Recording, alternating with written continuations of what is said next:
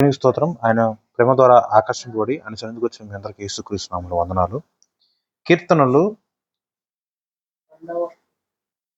100 అధ్యాయము 2వ వచనం. సంతోషముతో యెహోవాను సేవించుడి, ఉత్సాహ గానము చేయుచు ఆయన సన్నిధికి రండి. చిన్న ప్రేయర్ చేసుకుని వాక్యం చూసుకున్నాం. స్తోత్రం నాయన, మహాగణుడా, మహోన్నతుడా, గిడ్డి పరకతో సైతం మాట్లాడించగలిగిన సమర్థవంతుడు. నేనైతే గాడిద కన్నా గడ్డి పరక కన్నా హీనముగా ఉన్నానయ్యా. మీ యొక్క వాక్యము మేము అందరము కూడా ధ్యానము చేయుచుండగా వినగలిగిన చెవులు గ్రహించే ఆత్మ ప్రతి ఒక్కరికి నువ్వే అనుగ్రహించు ప్రభువా. నీ యొక్క ఆలోచనలు, నీ యొక్క ఉద్దేశములు మా పక్షంలో నువ్వే మాతో ఉండి మాలో ఉండి మాట్లాడు ప్రభువా. నువ్వే మాట్లాడు ప్రభువా. మా అందరికీ నీ యొక్క వినుబుద్ధి నువ్వే అనుగ్రహింపచే ప్రభువా. యేసుక్రీస్తు నామమున ప్రార్థన చేయుచున్నాను తండ్రి, ఆమేన్. చూడండి, కీర్తనలో యొక్క 100వ అధ్యాయం 2వ వచనంలో దేవుడు మనకు ఒక పని చెప్తున్నాడు. ఇప్పుడు ఎవరన్నా సరే ఒక పని చెయ్యి అని మనకు ఎవరన్నా చెప్తే అది శ్రద్ధగా చెయ్యి, భయంతో చెయ్యి, భక్తితో చెయ్యి, లేకపోతే ఇంత ఎఫర్ట్ పెట్టు, ఇంత కష్టపడు, ఇలా చెప్తాం కదా. కానీ ఇలాంటి ఎక్కడా కూడా ఉండదు దీంట్లో. ఉదాహరణకి కష్టపడి చదువుకోవాలి, ఇష్టముతో వ్యాపారం చేయాలి, తెలివి కలిగి బ్రతకాలి, జీవించాలి, యుక్తిగా ఉండి వ్యాపారం చేయాలి. ఇలాంటివి వస్తాయి ఎక్కడన్నా ఆలోచనలు కదా.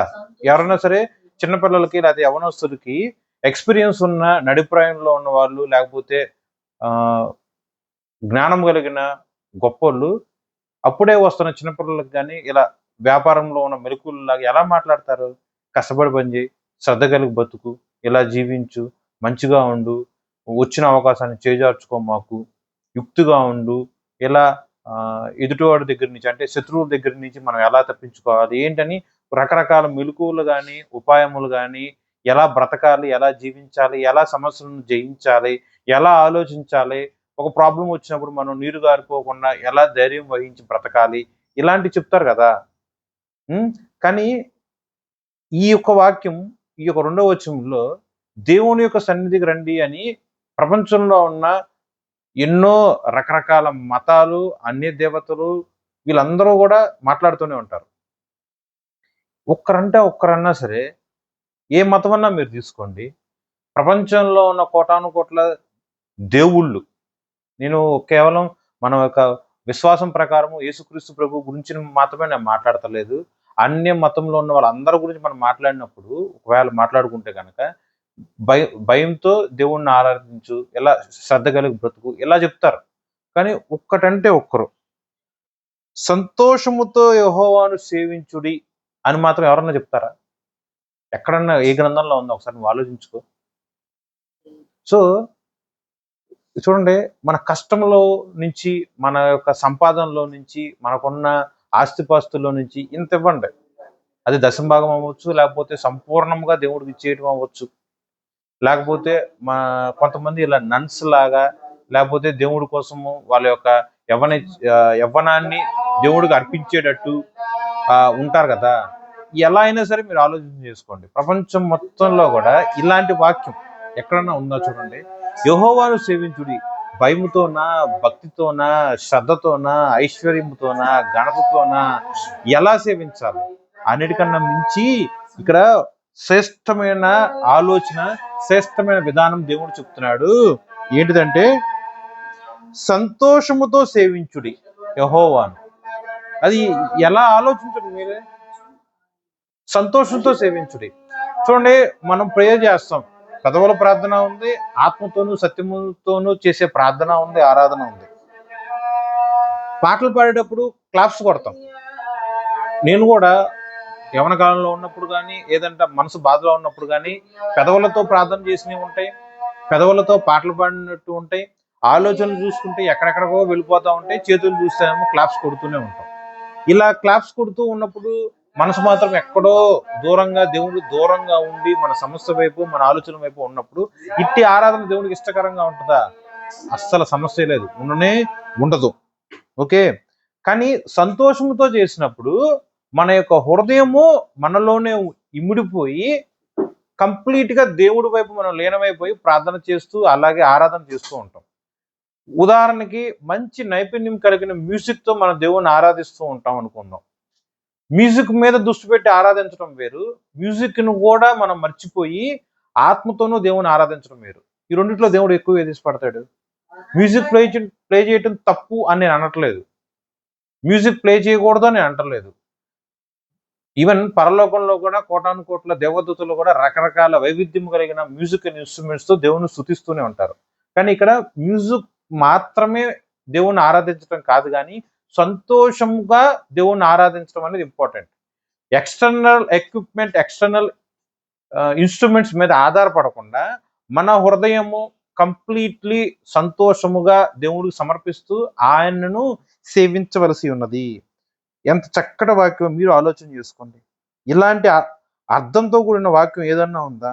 ఎవరైనా సరే, బాబు నా కోసం ఇంత కష్టపడుచు, నా కోసం ఇంత పనిచేయి, నా కోసం ఇంత లేని వాళ్ళకి ఇంత అన్నదానం పెట్టు, లేకపోతే చదువుకు లేని వాళ్ళకి ఇంతమందిని చదివించు, ఇలా రకరకాలుగా ఎవరన్నా అడిగే వాళ్ళు ఉంటారు. కానీ ఇలా సంతోషంతో సేవించు అనే ఆయన ఎవరన్నా ఉన్నారండి? సో దేవుడు నీ దగ్గర నుంచి ఏం ఆశిస్తున్నాడు? నీ హృదయం ఎల్లప్పుడూ కూడా ఆత్మీయపరమైన సంతోషంగా ఉండటం దేవుడికి ఇష్టం. అలా ఉండి మనం దేవుడిని సంతోషించవలసి ఉన్నది. అంతకు మించి దేవుడి సన్నిధిలోనే కూర్చుంటాం, ఆలోచనలు ఎక్కడెక్కడికి వెళ్ళిపోతూ ఉంటాయి, ఆగిపోయిన పనుల గురించి దీర్ఘ ఆలోచన కలిగి ఉంటాం, కలిగిన అస్వస్థత గురించి ఆలోచిస్తూ ఉంటాం, ఉన్న అప్పుల గురించి ఆలోచిస్తూ ఉంటాం, మన ఇంట్లో ఉన్న బ్లడ్ రిలేషన్స్ గురించి ఆలోచిస్తూ ఉంటాం, ఏదైనా సరే సమస్యలు గుండా ఆలోచిస్తాం. ఇవన్నీ కూడా దైనందిక జీవితంలో ప్రతి ఒక్క మనిషి జీవితంలో ఉండేవే. అవి అధిగమించి హృదయంతో, అది కూడా సంతోషముతో. యాక్చువల్గా సంతోషం అనే పదానికి అర్థం ఏంటండి?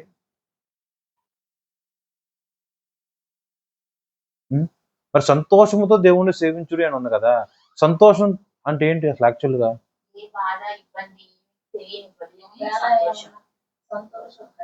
అన్ని బాధలు, అన్ని ఏ బాధ దుఃఖం అన్ని ఉన్నా ఉంటాయి, అవన్నీ ఉంటాయి. మనిషి అనేవాడికి ఒక్క మనిషి కూడా లేడండి బాధ లేనివాడు, అనారోగ్యం లేనివాళ్ళు ఎవ్వరూ లేరు. ప్రతి ఒక్కరికి బాధలు ఉంటాయి, ప్రతి ఒక్కరికి అస్వస్థతలు ఉంటాయి. మరి వాళ్ళకి సంతోషం లేదని అర్థమా? కాదు కదా. మరి సంతోషం అంటే నీ బాధని నువ్వు సంతోషం రూపంలో అధిగమించాలి. సో దేవుడి మీద నువ్వు ఎంతవరకు దృష్టి పెట్టాలంటే, ఇప్పుడు ఇది నీకున్న కలిగిన బాధలు అవ్వచ్చు, దీనికి సమాంతరంగా నువ్వు దేవుణ్ణి ఆరాధించావు అనుకో సంతోషంతో, ఇది యాక్సెప్టబుల్ కాదు. ఇది ఏంటంటే బాధను మర్చిపోయి నీ హృదయం కంప్లీట్గా బాధ మీద దృష్టి పెట్టకూడదు, కేవలం యెహోవా మీద దృష్టి పెట్టాలి. నీ అనారోగ్యం మీద నువ్వు దృష్టి పెట్టకూడదు, నీ అప్పుల బాధల మీద దృష్టి పెట్టకూడదు, నీకున్న అవమానాల మీద నువ్వు దృష్టి పెట్టకూడదు, కేవలం యెహోవాను మీద మాత్రమే నువ్వు దృష్టి పెట్టాలి. అది కూడా సంతోషముతో, సంతోషముతో, సంతోషముతో. బైబిల్లో ఒకనొక భక్తుడు ఉన్నారు, దావీదు గారు. ఆయన ఎన్నో సంవత్సరముల పాటు ఆహారం లేకుండా, వేసుకోవడానికి ఒక రకమైన మంచి బట్టలు కూడా లేకుండా, ఉండటానికి ఇల్లు లేకుండా, కుటుంబానికి దూరంగా అడవి గువ్వలాగా, ఒక పక్షుల్లాగా ఒక అడవిలో గృహల్లో నివసించేవాడు. జీవితాంతం కాదు కానీ ఒక 20 సంవత్సరాలు 21 సంవత్సరాల పాటు కంప్లీట్గా గాలి ఎటు వీస్తే అటు అన్నట్లు సౌలుడి దగ్గర నుంచి పారిపోవటానికి ఏ దిక్కును పెడితే ఆ దిక్కు వెళ్తూ ఉండేవాడు కదా. ఆ తర్వాత దేవుని యొక్క కృపలో సౌలుని శత్రువులు సంహరించడం, మళ్ళీ దావీదు గారు మహారాజు అవ్వటం, ఇలా కాలం గడుస్తూ ఉంది. ఒకానొక సందర్భంలో దేవుడి యొక్క బలిపీఠమును మందసమును తీసుకొస్తున్న క్రమంలో అనుకోకుండా ఏదో జరగరానిది జరుగుతుంది, లేవీలు దాన్ని ముట్టుకోకుండా వేరే వాళ్ళు ముట్టుకోవటం, అది జారిపడటం. ఆ టైంలో అమ్మో అని భయం వేసి వేరే భక్తుడి దగ్గర వారి యొక్క ఇంట్లో పెట్టేయడం, ఇవన్నీ మీకు తెలుసు కదా. కొద్ది సంవత్సరాల తర్వాత మళ్ళీ దావీదు గారు మనసు మార్చుకొని ఆ యొక్క బలిపీఠాన్ని, ఊరు వెలుపల ఉన్న ఆ యొక్క బలిపీఠాన్ని దేవుడి యొక్క యెరూషలేములో దేవుడి యొక్క ఇంట్లోనికి, దేవుడి యొక్క మందిరంలోనికి తీసుకురావాలనే ఆలోచన కలిగి తీసుకొస్తూ ఉంటాడు. ఆ టైంలో దావీదు ఎంతో గొప్ప ఆరాధనతో, ఉజ్జీవముతో, పాటలు పాడుతూ, దేవుణ్ణి స్తుతిస్తూ, ఒక రకంగా చెప్పాలంటే డాన్స్, నృత్యము వేస్తూ వీధుల్లో, సంత వీధుల్లో వస్తూ ఉంటాడు కదా. ఆ టైంలో ఆయన కొన్ని వస్త్రములు, పైబట్టలు జారి పడతాయి, ఒంటి మీద నుంచి జారి పడిపోతాయి, జస్ట్ లోదుస్తులు మాత్రమే ఉన్నట్టు ఉదాహరణకి.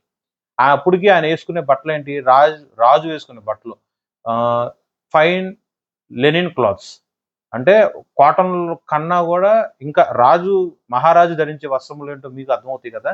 అలాంటి వస్త్రములు ఉన్నా కూడా అవన్నీ కూడా ఆయన వేసే డాన్స్కి జారి పడిపోతాయి. ఇప్పుడు ఆయన ఒంటి మీద బట్ట జారిపోతున్నప్పుడు మనిషి అనేవాడికి కనీసం స్పృహ ఉంటుంది. మరి ఆయనకి తెలిసి జారినట్ట, తెలియకుండా జారినట్ట? స్త్రీలు అనుకుందాం, ఉదాహరణకి పంజాబీ వేసుకున్నారు, చున్నీ జారి పడుతున్నప్పుడు వాళ్ళు సరి చేసుకుంటారుగా. మగవాళ్ళు అయినా సరే వాళ్ళు బటన్ ఊడిపోయినప్పుడు మళ్ళీ తెలుసుకొని పెట్టుకుంటారు కదా, అంటే మనకు తెలుస్తుంది.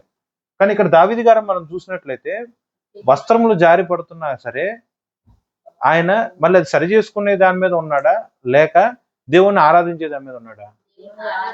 అంటే ఆయన మనసు దేని మీద లగ్నమై ఉన్నది? నేను రాజును అన్న విషయం మర్చిపోయాడు. కారణం ఏంటి? ఒంటి మీద ఉన్న బట్టలు జారి పడిపోవటం కూడా ఆయన మర్చిపోయాడు, దాని మీద దృష్టి పెట్టల. సర్వసామాన్యుణ్ణి, నేను మహారాజును కూడా కాదు అని కూడా ఆలోచించుకుంటూ ఉన్నాడు. దేవుడి యొక్క మందసమును, దేవుడి యొక్క ఆ యొక్క బలిపీఠమును దేవుడి యొక్క సన్నిధిలో చేర్చడం కోసం తను ఈలోక సంబంధంగా, యహలోక సంబంధంగా తనకున్న స్థితిని, ఆధిక్యతను, ఘనతను, ఐశ్వర్యమును అన్నీ కూడా మర్చిపోయాడు. మరి ఏం గుర్తుపెట్టుకున్నాడు అతను? జస్ట్ దేవుడు, ఆయన పరిశుద్ధుడు, ఆయన నా కోసం జన్మించాడు, ఆయన యొక్క కృపలో నేను రక్షణ పొందుకున్నా, ఉచితమైన కృప, ఉచితమైన రక్షణ, ఉచితమైన నిత్య జీవము, ఇదే దృష్టి పెట్టుకొని నేను మహారాజును, నాకున్న ఈ కోటాను కోట్ల ఆస్తి, నాకున్న ఈ సంపద, నా కింద ఇంత సైన్యం ఉంది, ఇంత పనులు ఉన్నారు, ఇంత అంతఃపురం ఉంది, ఇంత విస్తరమైన దేశాన్ని పరిపాలన చేస్తున్నాను, ఏదన్నా దృష్టి పెట్టాడా?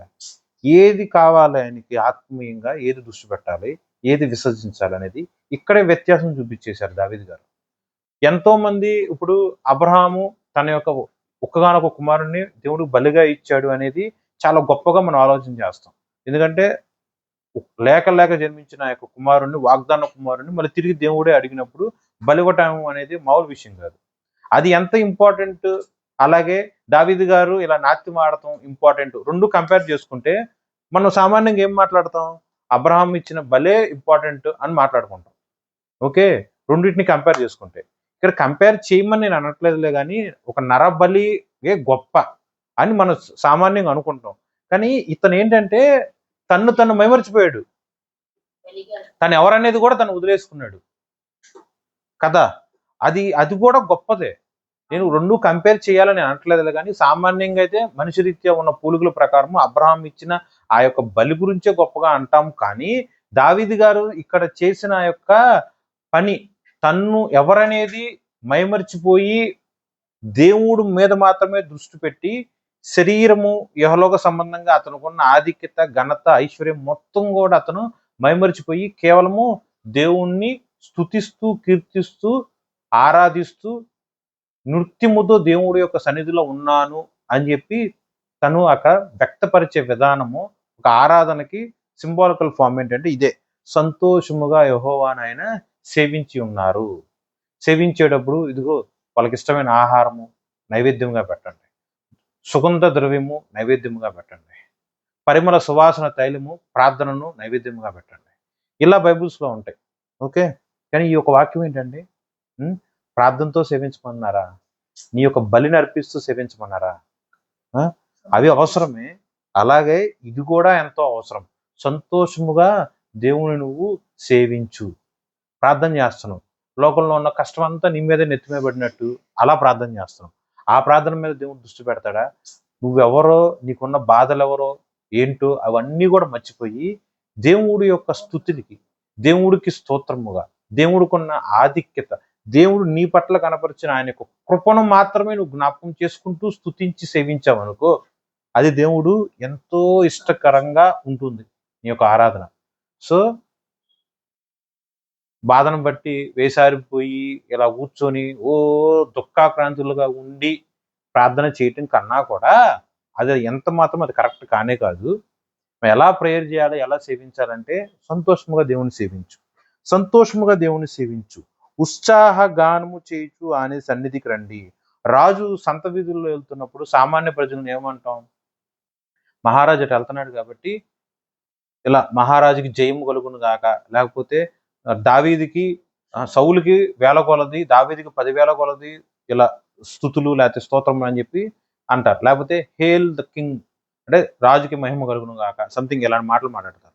ఇప్పుడు కూడా ఈ యొక్క ప్రజెంట్ ఉన్న జనరేషన్ ప్రకారము రాజకీయ నాయకులు వెళ్తున్నప్పుడు ఉదాహరణకి ఇదిగో టీడీపీ జిందాబాద్, ఇదిగో వైసీపీ ఇదిగో జిందాబాద్, ఇదిగో జగన్కి జై జై, ఇదిగో చంద్రబాబుకి జై జై, ఇలా మాట్లాడతారు కదా. ఏమండి, ఈ లోకంలో ఉన్న చిన్న చిన్న అధిపతులు, చిన్న చిన్న రాజులకే ఇలా జై జై అని మనుషులు మాట్లాడుతూ అలా మాట్లాడుతున్నారు కదా. అట్లాంటప్పుడు రాజులకు రాజు, మహారాజు, సృష్టికర్తగా ఉన్న దేవుడిని, సర్వభూముని సృజించిన సృష్టికర్తగా ఉన్న మన దేవుణ్ణి ఎంత గొప్ప ఉత్సాహ గానముతో మనం స్తుతించవలసి ఉన్నది. సో నీ యొక్క గానము, నీ యొక్క ఉత్సాహము ఎక్కడి నుంచి వస్తుంది? నోటితో వచ్చే ఉత్సాహం అనేది నోటితో రాదండి, పెదవులతో వచ్చేది అరుపులు, కేకలు. కానీ ఉత్సాహం ఎక్కడి నుంచి వస్తుంది? లోపల ఉన్న అంతరంగంలో నుంచి వస్తుంది.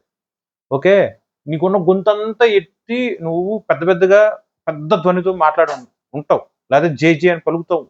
కానీ అది ఎలా ఉంటుందంటే అరుపులే, కేకలే. కానీ ఇక్కడ కావాల్సిన అరుపులు, కేకలు కాదు.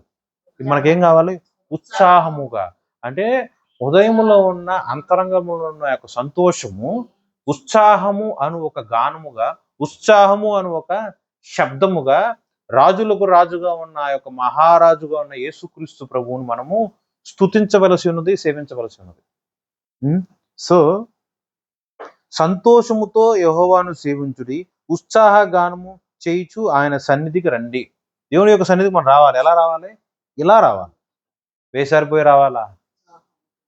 అబ్బో, ప్రపంచంలో ఉన్న వాళ్ళందరికన్నా నాకే ఎక్కువ సమస్యలు ఉన్నాయి, నాకే ఎక్కువ అనారోగ్యం ఉంది, నాకే ప్రాబ్లం ఉంది, నాకే ఎందుకు ఇలా జరుగుతుంది, నేనే ఎందుకు ఇలా అయిపోయాను, నేను ఏ తప్పు లేదు, నాకే ఎందుకు ఇలా కష్టాలు, నష్టాలు, ఇరుకులు, ఇబ్బందులు, అప్పులు, బాధలు, ఎందుకు ఎందుకు నాకే ఎలా, ఇవన్నీ దృష్టిలో పెట్టుకుని యెహోవా సన్నిధికి రావాలా? భారముగా ఉన్న కొండ లాంటి, రాయి లాంటి, బండ లాంటి నీ ప్రాబ్లమ్స్ నీ నెత్తి మీద వేసుకొని, నీ భుజాల మీద వేసుకొని, మూయలేక యెహోవా సన్నిధికి వచ్చి అలా రావాలా?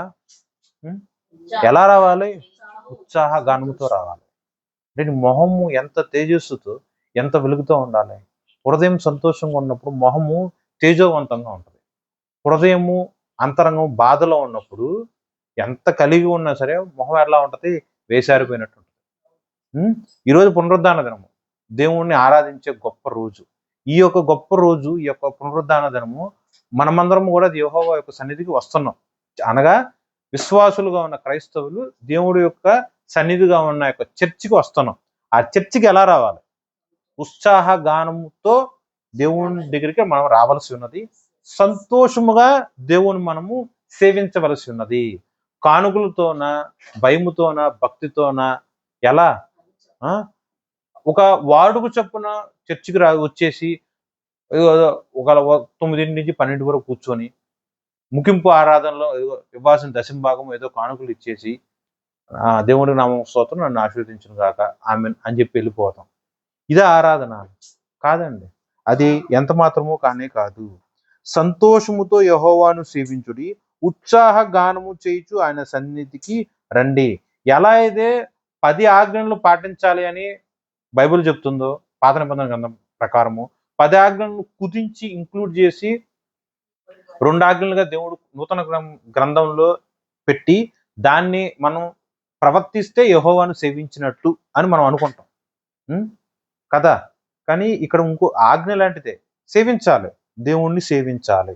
దేవుడికి నువ్వు సేవకుడుగా ఉండాలి. ఎలా ఉండాలి? సంతోషముగా దేవుడి యొక్క వాక్యము నువ్వు చదవటమైనా, ప్రవర్తించటమైనా, ప్రకటించటమైనా, బోధించటమైనా, ధ్యానించటమైనా, ఏదైనా సరే బైబిల్ ప్రకారం నువ్వు ఏ పని దేవుడి కోసం చేసినా ఎలా చేయవలసి ఉన్నది? సంతోషముగా, సంతోషముగా, హోల్ హార్టెడ్గా నువ్వు దేవుడి యొక్క పని చేయవలసి ఉన్నది. ఇలా చేసిన వాళ్ళు ఎవరు అంటే ఇందాక మాట్లాడుకున్నట్లు ఆ యొక్క దావీదు గారు. జస్ట్ రిఫరెన్స్ వరకే చూస్తాను. 2 సమూయేలు 6వ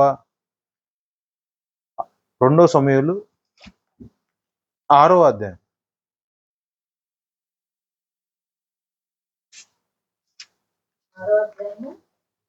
14-22.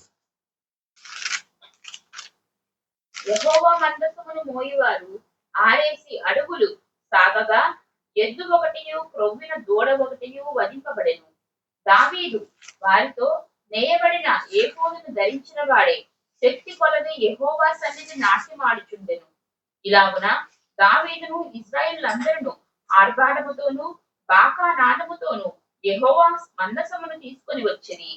యెహోవా మందసము దావీదు పురమునకు రాగా సౌలు కుమార్తెయగు మీకాలు కిటికీలో నుండి చూచి యెహోవా సన్నిధిని గంతులు వేయుచు నాట్యమాడుచు నున్న దావీదును కనుగొని తన మనస్సులో అతని హీనపరచెను. వారు యెహోవా మందసమును తీసుకొని వచ్చి గుడారము మధ్యను దావీదును దాని కొరకు ఏర్పరిచిన స్థలమునంచుగా దావీదు దహన బలులను సమాధాన బలులను యెహోవా సన్నిధిని అర్పించెను. దహన బలులను సమాధాన బలులను అర్పించుడు చాలించిన తరువాత సైన్యములకు అధిపతియగు యెహోవా నామమున దావీదు జనులను ఆశీర్వదించి సమూహముగా కూడిన ఇశ్రాయేలులకు స్త్రీ పురుషులకు అందరికీ ఒక్కొక్క రొట్టియు ఒక్కొక్క భక్ష్యమును ఒక్కొక్క ద్రాక్ష పండ్ల అడయు పంచిపెట్టిన తర్వాత జనులందరూ తమ తమ ఇంట్లకు వెళ్ళిపోయేది. చూడండి, ఈ యొక్క సంఘటన మొత్తం కూడా ఆ యొక్క 2 సమూయేలు 6వ అధ్యాయంలో 14-22 వచనాల వరకు మెన్షన్ చేసి ఉంటాం కదా. దీంట్లో చూడండి ఎవరు ఎలా ఎలా ఉన్నారు అనేది స్పష్టంగా రాస్తుంది. ఇక్కడ మీకాలు కూడా దేవుణ్ణి ఎరిగిన స్త్రీయే, సౌలు యొక్క కుమార్తె. కానీ ఎలా ప్రవర్తించింది? లేవీలు ఉన్నారు, వాళ్ళు ఎలా ఉన్నారు? అన్ని మతస్థులు కూడా ఉంటారు, ఎందుకంటే నడి రోడ్డు మీద వెళ్ళే సంఘటన కాబట్టి. వాళ్ళందరూ ఎలా ఉన్నారు? యెహోవా యందు భయభక్తులు కలిగి ఉన్న వాళ్ళు కూడా ఉన్నారు, వాళ్ళందరూ ఎలా ఉన్నారు? విశ్వాసులు ఉన్నారు, వాళ్ళందరూ ఎలా ప్రవర్తించారు? కానీ ఇంతమందిలో దావీదు గారు ఉన్నారు, ఆయన మాత్రం ఎలా ప్రవర్తించాడు? ఆయన ఒక్కడే సంతోషముగా మ్యూజిక్ ప్లే చేసే వాళ్ళు కూడా ఉన్నారు, కానీ దేవుడికి అక్కడున్న మనుషులు అందరికన్నా కూడా దావీదు చేసిన ఆరాధన మాత్రమే దేవుడి యొక్క దృష్టికి అంగీకారముగాను సంతోషకరముగాను ఉన్నది. కారణం ఏంటి? ఈ మనుషులందరూ వాళ్ళ యొక్క స్థితిగతులను బేస్ చేసుకుని ఆరాధిస్తూ ఉన్నారు. మ్యూజిక్ ప్లే చేసేవాళ్ళు మ్యూజిక్ వాళ్ళకున్న నైపుణ్యం ప్రకారం ప్లే చేస్తున్నారు. అది తప్పు నేను అనట్లేదులే, కానీ దావీదు గారి దగ్గర మ్యూజిక్ లేదు అంటే ఆయన సొంతంగా ఏ మ్యూజిక్ ప్లే చేయట్లే కదా. కానీ ఆయన తన యొక్క దేహముతో, తన యొక్క హృదయముతో, తన యొక్క సంతోషముతో, పూర్ణ మనసుతో, ఆనందముతో తను ఎవరు అనేది, ఒక మనిషిగా అనుకున్న ఆధిక్యత, ఘనత, అర్హత, నేను ఒక మహారాజును, నేను ఒక చక్రవర్తిని అన్న విషయం కూడా తను మర్చిపోయి ఆ యొక్క స్థితిని కూడా జ్ఞాపకం చేసుకోకుండా కేవలము యెహోవాను సేవించవలసి ఉన్నది, యెహోవా యొక్క మందసమును మీద మాత్రమే అతను దృష్టి పెట్టి, పరలోకములో ఎలా అయితే దేవుని ఎదుట ఆయన యొక్క దూతలు యెహోవాను నిత్యము స్తుతింపబడును గాక, పరిశుద్ధుడు పరిశుద్ధుడు పరిశుద్ధుడు అని ఎలా అయితే చెప్తున్నారో, కేరుబులు శరావులు ఎలా అయితే యెహోవాను స్తుతిస్తూ ఉన్నారో, అటువల్లే ఈ యొక్క సంఘటనలో దావీదు గారు దేవుని యొక్క దూత వల్లే కంపేర్ చేయబడి, ఆ యొక్క మందసమును యెహోవాగా కంపేర్ చేయబడి అది రీక్రియేట్ చేయబడి ఉన్నది.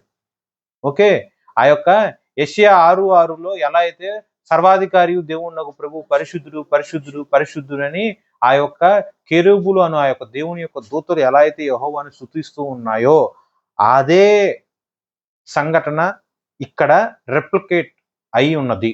ఓకే, ఇక్కడ దావీదు అనే ఆయన ఒక దేవుని యొక్క దూతలాగా, ఆ యొక్క దేవుని యొక్క మందసము సాక్షాత్తు యెహోవా లాగా ఉండి దేవుని అలా స్తుతిస్తూ ఉన్నాయి. మనిషి యొక్క పైరూపమును కూడా ఆయన ఎక్కడా లక్ష్య పెట్టకుండా, స్థితిగతులు అన్నీ కూడా ఆయన ఏది కూడా జ్ఞాపకంలో పెట్టుకోకుండా, తన యొక్క మనస్సు, ఆలోచనలు ప్రతిదీ కూడా యెహోవా మీద మాత్రమే దృష్టి పెట్టుకొని పూర్ణ హృదయము యెహోవా మీద ఉన్నది కాబట్టి, తన యొక్క ఒంటి మీద ఉన్న ఆ యొక్క డ్రెస్ జారి పడుతున్నా సరే ఆయన ఎక్కడ కూడా ఆయనకి జ్ఞాపకంలో లేదు. ఓకే, అంతగా తనెవరో అనేది సిగ్గును కూడా మైమరిచిపోయే అంత హృదయమును అలా స్టేబుల్ చేసుకుని యెహోవాని ఆయన సేవిస్తూ ఉన్నారు. కాబట్టి మనము కూడా యెహోవాని ఎలా సేవించవలసి ఉన్నదంటే సంతోషముగా యెహోవాను సేవించవలసినది. నిజముగా యెహోవాకు మొరపెట్టుము, ప్రార్థనతో మొరపెట్టుము, హృదయ అంతరంగములతోని మొరపెట్టుము, ఆత్మతోనూ సత్యముతోనూ యెహోవాకు మొరపెట్టుము, భయము కలిగి వాక్యాన్ని ప్రవర్తించు, శ్రద్ధ కలిగి వాక్యాన్ని చదువు. ఇలా అందరం మాట్లాడుకుంటూ ఉంటాం. అది ఎంత ఇంపార్టెంటో, అది ఎంత అవసరమో, అటువలనే సంతోషముగా యెహోవాను సేవించడం కూడా అంతే ఇంపార్టెంట్. ఒక పని, అరే నువ్వు నన్ను ఎలా సేవించాలి అని దేవుడు మనకు పని అప్పచెప్పినప్పుడు అక్కడ ఆన్సర్ ఏంటి? సంతోషముగా సేవించాలి. అది ఆ క్వశ్చన్కి ఇప్పుడున్న ఆన్సర్ ఏంటి? సంతోషంగా సేవించడం అనేది అంత ఈజీ పని అయితే కాదు. అది యాక్చువల్గా చేస్తే తెలుస్తుంది. ఓకే, ఇంత డబ్బులు పెట్టి ఈ వస్తువు కొనుక్కురా అంటే తెలిసిపోద్ది 100 రూపాయలకి ఈ వస్తువు. కానీ సంతోషం అనేది డబ్బులతో వచ్చేది కాదుగా. సంతోషం అనేది ఆరోగ్యంతో వచ్చేది కాదుగా. మరి ఎలా వస్తుంది సంతోషం? ఆ సంతోషం యెహోవా నీకు ఇస్తేనే నీకు వస్తుంది కదా. సో నీ యొక్క హృదయం దేని మీద లీనమై ఉండాలి? నువ్వు ఎలా సేవించాలి? అక్కడే ఉంటుంది ఆన్సర్స్ కూడా. ఓకే, చూడండి, 100 రూపాయలు ఉంటే మన దగ్గర ఆనందం ఉంటుందా, సంతోషం ఉంటుందా? 1 కోటి రూపాయలు ఉంటే ఆనందం ఉంటుందా, సంతోషం ఉంటుందా? 1 కోటి రూపాయలు ఉన్నప్పుడు కూడా, చేతిలో నిండుగా డబ్బులు ఉన్నప్పుడు కూడా దుఃఖపడిన రోజులు ఉంటాయి, చేతిలో రూపాయలు లేనప్పుడు కూడా సంతోషించిన రోజులు ఉంటాయి. మంచిగా ఎటువంటి రోగం లేకుండా సంపూర్ణమైన ఆరోగ్యంగా ఉన్నప్పుడు బాధపడిన సందర్భాలు ఉన్నాయి. మనకి ఏదైనా అనారోగ్యంగా ఉన్నా కూడా హృదయము కేకలు వేసి అంత సంతోషంలో ఉన్న రోజు కూడా అనుభవించుంటాం. మరి ఇప్పుడు ఏది ఇంపార్టెంట్, ఏది అన్ఇంపార్టెంట్ ఇక్కడ మీరు ఆలోచన చేసుకోండి. అదే మనం ఆలోచన చేసుకొని మన యొక్క దృష్టి దాని ప్రకారం మనం మలుచుకొని ఇలా సేవించాలి, సంతోషంతో యెహోవాను సేవించాలి అనేది ఈ యొక్క వాక్యం. ఈ వాక్యం ఎవరికీ తెలియదని కాదు. కీర్తనలో ఎప్పుడు ఇట్లా అసలు ఇన్ని కీర్తనలో ఇన్ని వందల కొలది ఉంటాయి కదా. ఈ యొక్క 100వ కీర్తన సింపుల్ పేరు ఏంటంటే యెహోవాకి థ్యాంక్స్ గివింగ్, కృతజ్ఞత అర్పణ ఎలా చెల్లించాలనేదే ఈ ఒకటి. ఇలా ఉండు, అలా ఉండు, ఇలా భక్తిగా ఉండు అనేది రకరకాలుగా చెప్తారు కదా. ఈ యొక్క అధ్యాయంలో చాలా చిన్నయే 5 వచనాలు ఉంటాయి. 5 వచనాల్లో ఎలా యెహోవాని మనం సేవించవలసినది, నువ్వేం చెయ్యాలి, నువ్వు ఎలా ఉండాలి, ఎందుకు ఎలా చేయాలి. ఎందుకంటే ఆయన ఈ యొక్క భూమిని సృష్టించున్నాడు. ఓకే, ఎందుకంటే ఆయన సమస్త దేశములను ఆయన సృష్టించి ఉన్నాడు. ఎందుకంటే ఆయన తన యొక్క ప్రజలను ఒక గొర్రెల్లాగా దేవుడు ఆయన చూసుకుంటూ ఉన్నాడు. ఎందుకంటే ఆయన నిన్ను నా దగ్గరికి రా, ఇలా ప్రవేశించు అని చెప్పి మనుషులందరికీ కూడా ఒక ఆజ్ఞలాగా ఇస్తూ ఉన్నాడు. ఓకే, అర్థమైందండి? ఎంత చక్కగా ఉంటుంది చూడండి. ఎలా సేవించాలి? సంతోషంతో సేవించాలి. ఎలా ప్రవేశించాలి? కీర్తనలు పాడుచు ప్రవేశించాలి. ఎలా గణపరచాలి? దేవుణ్ణి స్తుతిస్తూ గణపరచాలి. ఓకే, ఎంత చక్కగా ఉన్నాయి వాక్యాలండి. కాబట్టి మరి మీకు వాక్యం తెలిసిన వాక్యం లాగానే ఉంటుందేమో, కానీ ఇది ఆచరణలో తీసుకొస్తే మాత్రము చాలా అంటే చాలా కష్టకరమైన పని లాగా కూడా ఉంటుంది. అదనేది నీ యొక్క అనుదిన ప్రార్థనలో పెట్టుకొని ఒక వాడుకు చొప్పున చేయాలి. ఎలా అంటే సంతోషంగా దేవుణ్ణి సేవించవలసి ఉన్నది. ఉత్సాహ అంతరంగంలో నుంచి వచ్చే ఆ యొక్క ఉత్సాహ గానముతో యెహోవాను మనం అందరం కూడా కీర్తించవలసి ఉన్నది. ఈ వాక్యం దేవుని మన హృదయాల్లో ఫలించి వృద్ధి చేయను గాక. ఆమేన్.